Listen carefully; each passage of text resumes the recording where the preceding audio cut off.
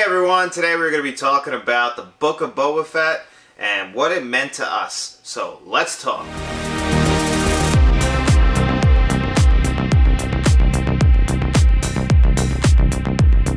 Book of Boba Fett just finished its run on Disney Plus, and we are going to do a full spoiler review of the Book of Boba Fett. So if you haven't seen it yet, come back after, but right now we're going to do a full spoiler review. So Matt, what did you think of the Book of Boba Fett? I liked it a lot. I really enjoyed it.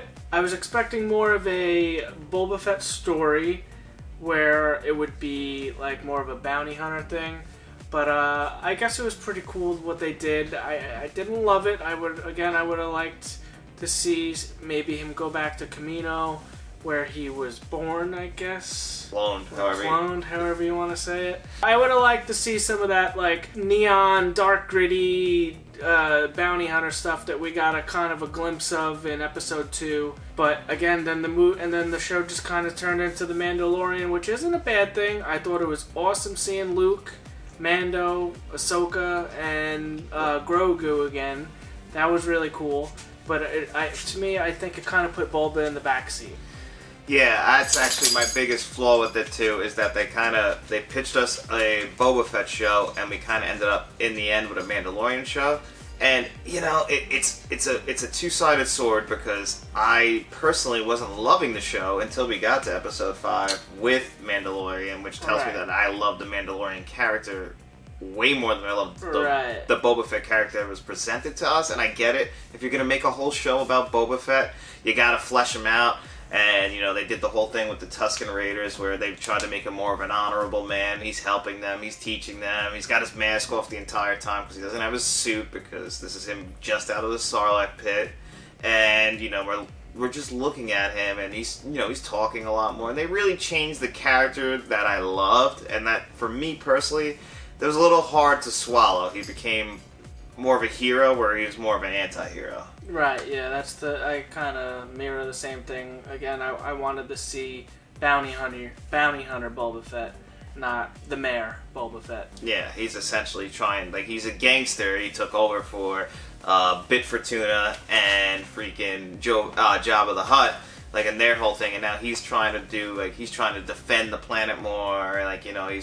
He's got the whole thing going on with Timothy Oliphant's character, which I loved. I think Timothy Oliphant from The Mandalorian is well cast. He plays that part perfectly. I can't say enough about Timothy Oliphant's character. I would have loved more of him. And actually, spoilers, if you saw the post-credits, it looks like we are getting more of him because he was in the Bacta tank. So. Yeah.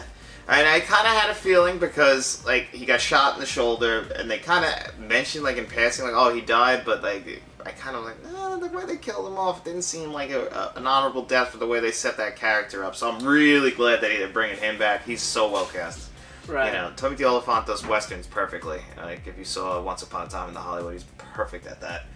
Which brings us to another character that me and Matt both aren't deep into the lore of Star Wars. We're really just the live action movies and the shows.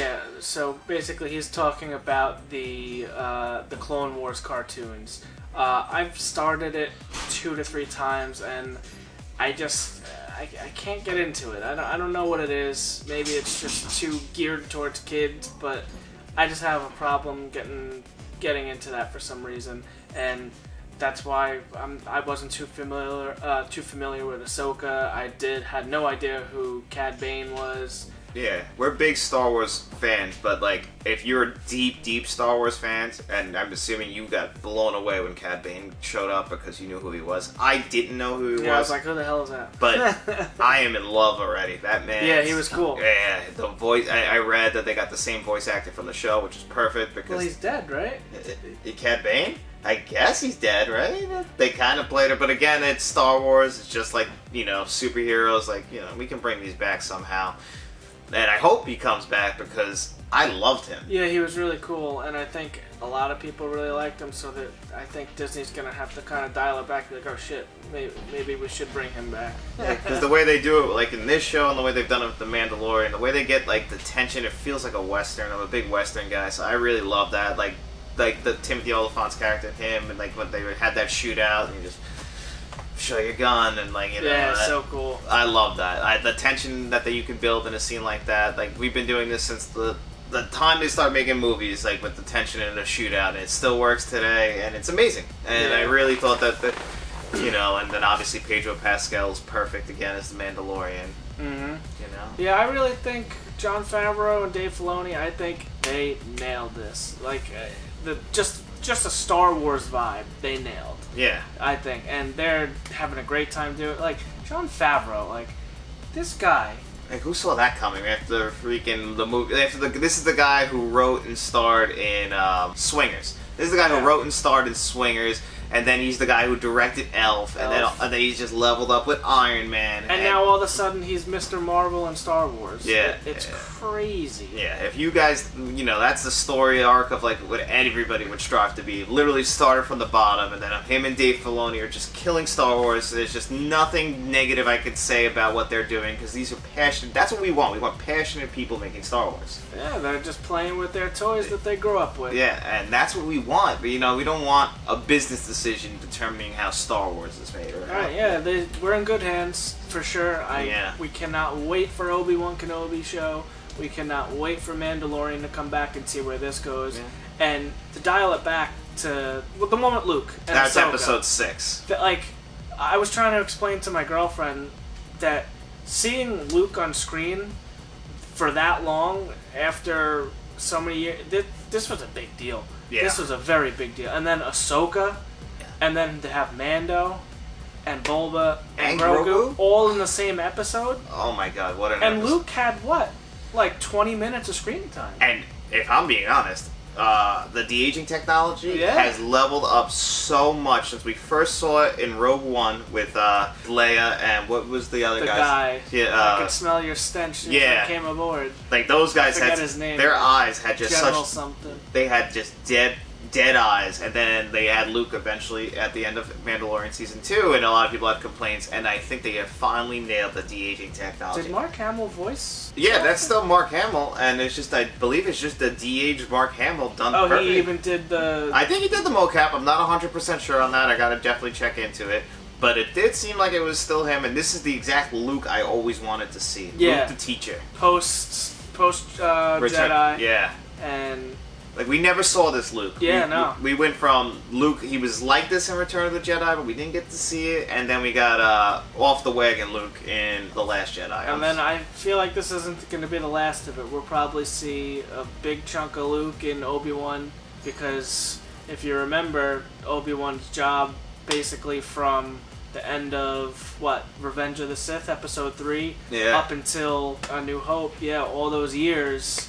is basically hanging out on Tatooine watching over Luke. So maybe we'll see a very young Luke again. Calling him Old Ben. Yeah. Well, I guess, because he didn't really even meet Obi-Wan. He knew of Obi-Wan. He thought he was just Old Ben. It's like a guy on the same You planet. mean that Old Ben Kenobi? Yeah. I still can't believe it. He just changed his name and nobody knew who that was. But, that's a story for another day. But as far as, this went, it was just, the only thing I can say as a negative is I was not hooked until we got to episode 5, and I think that's a real problem for the show. And overall, as a show recommendation, it's still fun. I still enjoyed watching it, but I was definitely, not hooked until we got to episode, 5, 6, and 7 are some of the best Star Wars we've ever gotten in Star Wars. Period. Yeah. So it's hard for me to give it a negative review because it's on the same show. It's just the way that they portrayed Boba Fett, I really felt like hurt the show overall as the book of Boba Fett. Right, yeah. I mean, going into, again, I wanted to see a completely different Boba Fett than what we got. Yeah. What we got wasn't terrible. The Tusken Raiders stuff was pretty cool. But, again, I would have liked to see more of him in his armor. Just collecting bounties and doing the bounty hunter thing, because that's what everyone loves about Boba Fett. I don't think this is what everybody wanted. Some people might be happy with it, but I personally would have preferred Empire Strikes Back Boba Fett. Yeah, a guy who doesn't talk much and is in his armor and he's just a cold-blooded killer. Mm-hmm. They did acknowledge that he was a cold-blooded killer, when he was fighting Cad Bane. He's like, I knew you were a killer, because they were trying to illustrate him changing. And then that brings me to another negative of the show, which is also mixed with a positive. The practical effects were done very well, but some of the CGI was noticeably bad. and I don't understand why. Like in What's- episode 3 specifically, with those motorbikes that they were on. Mm-hmm. I don't know about you guys, but if you've ever driven in dust and sand, your car is most likely going to get sandy and dusty, and their motorbikes never did. And it was very noticeable to me, and it bothered me significantly. Just little attentions to details that were overlooked, and I just don't know why. And I noticed that in a lot of CGI things throughout the entire show. But the practical effects were done so well that it's not a full negative. It's just, it was a weird combination of amazing practical effects with bad CGI. So little things like that can take me out. That might be just a personal thing. You might not even notice it, and I completely understand. So, but overall, I can definitely recommend the show. I would probably still give it an 8 out of 10, like I said. Episodes 1 through 4 can be a little bit of a slug, but if you make it through that, 5, 6, and 7 are very, very rewarding. So I would say hang on for that if you're just starting out. Again, I want to dial it back. If this wasn't called the Book of Boba Fett, if this was just Mandalorian Episode 3, I think I would rank it much higher. But if I have to go with what we got, I'm proud. What did you get it? I gave it a 8 out of 10. An 8 out of 10. Oh, wow. I'm telling you, episodes 5 and 6... those are huge. It's, again... Like, I can't go lower than a 10 out of 10 on episodes 5 and 6. And 7, I would give a 9 out of 10. So everything I felt in 1 through 4 is just... That's what's pulling it back. Or else this is a 10 out of 10 show. Like, I was glued to the screen on episode 5 and 6. Mm-hmm. Like, I was enjoying it, and then Mando came in and we're like, holy shit. But, and we got Mando. Like, I could bring you in warm or I could bring you in cold. I just, we got Mando. And that's what I wanted out of Boba. Yeah, and they teamed up, and the end fight scene was awesome with the what are they, the Rancors? Yeah. I thought that was really cool. And Grogu and Mando's reunion. Oh my god, I felt that. Yeah, we had that conversation. I actually did not expect to see Grogu wearing that the shirt, as Mando called it, the armor. But he said he called it. Yeah. And I thought he was going to choose the lightsaber and the path of the Jedi. I called it from a business standpoint where I'm like, they got to get Mando and Grogu back together by the time we get to Mandalorian Season 3. Everyone wants to see that. That's what they want. So and I don't know how people would feel if we got a whole series of Grogu being trained by Luke. I mean, I know you would have loved that, but... But Luke also did the same exact thing. Remember in Empire, I gotta go save my friends. He left Yoda on Dagobah. I didn't even think about that. And went to Sky City, and he went to save his friends, and that's how. The Luke we got wasn't trying to sway him. That's when he lost his hand, right? Yeah. From Vader. He wasn't done training. And that's when Boba Fett got Han. Carbonite. Yeah. So it's like, I didn't even think about that. Like, Luke did the exact same thing that Grogu did. He chose his heart over his mind. And you know what? Because I was saying to my wife, it didn't feel like Luke was trying to sway him one way or the other. He was just presenting him the options. If you want to see Mando again, you might have to take a back seat and on your training. He basically said you can't train. Yeah. But Luke did the same exact thing and still trained. So he's contradicting himself, I guess. Yeah.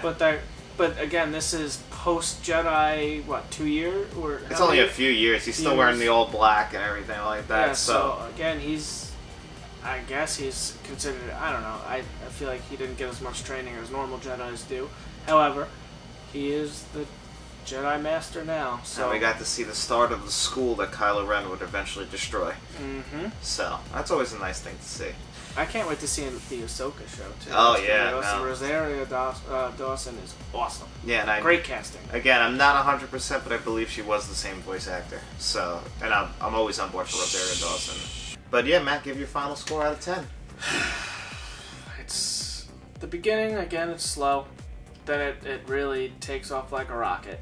And I was standing on my couch when I saw Luke, and. Oh yeah, it was crazy. So yeah, 8.5. Yeah, you have to, Yeah, I really want if we got Boba Fett doing bounty hunter shit, 10 out of 10. Yeah. But the highs are so high that they overshadow your lows. So just know if you're feeling like you don't want to continue on, trust me, on the other side of that hill, the high will definitely drag you in. So definitely check this one out. I can promise you. Definitely interesting direction that they took Boba. Yeah. But, hey. You never know. Let's see what happens. I guess in Favreau and Filoni we trust. But anyway, thanks for watching this video. Make sure you like, share, and subscribe. Give us your thoughts on the Book of Boba Fett in the comments section below, and make sure you tell all your friends. Alright, so I want to thank you all for making it to the end of the video, and we want to show you how we want to thank you by announcing the winner of the Resident Evil Welcome to Raccoon City digital code giveaway. So John's just going to tell you the quick little the rules and how we're going to continue doing this going forward. So we're going to be doing one of these every week with a digital code that we will be giving away. So on every video on Friday, at the end of the video, we will ask a question, we will announce which digital code we are giving away, and then everybody who responds in the comments section in the answers of our questions will be entered to win the digital code. And the winner will always be announced on Monday's video, hence this video coming out on Monday. So always look in Friday's video for the question and on Monday for the winner. And we want to thank everybody who was involved in this one. Before you get into that, I just want to let you guys know it's going to be a very, very random assortment of movies. So basically everything back here, me and John are going to have to go through and just take the digital codes out of a lot of these. Some of them might be expired because I've never redeemed a digital code personally. And so we're going to try to get through these, and we're going to look at what expires first. So we might be giving out the older ones first just to make sure they're not expired as we go down the road. Yeah.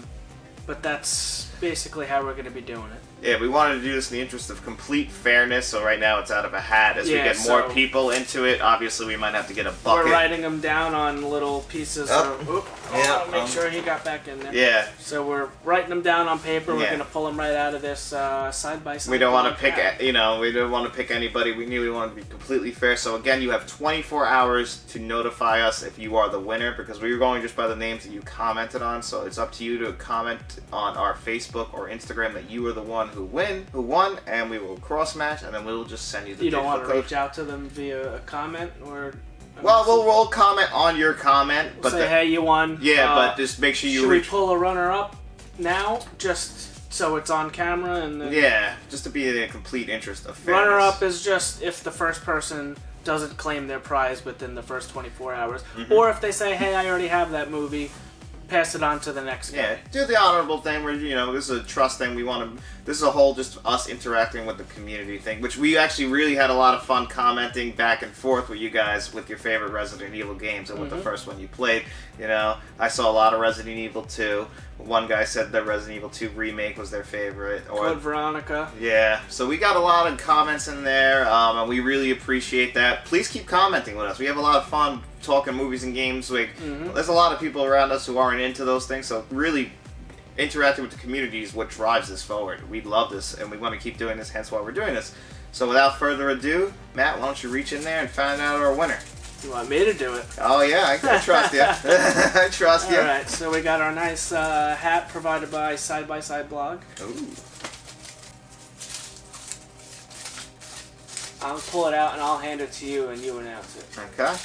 Do you want to tell them how many people were in the raffle first? It was 7. 7 this time. First raffle. 7. First raffle was 7. You want to announce the names and then we'll tell the winner? I'll just announce the winner.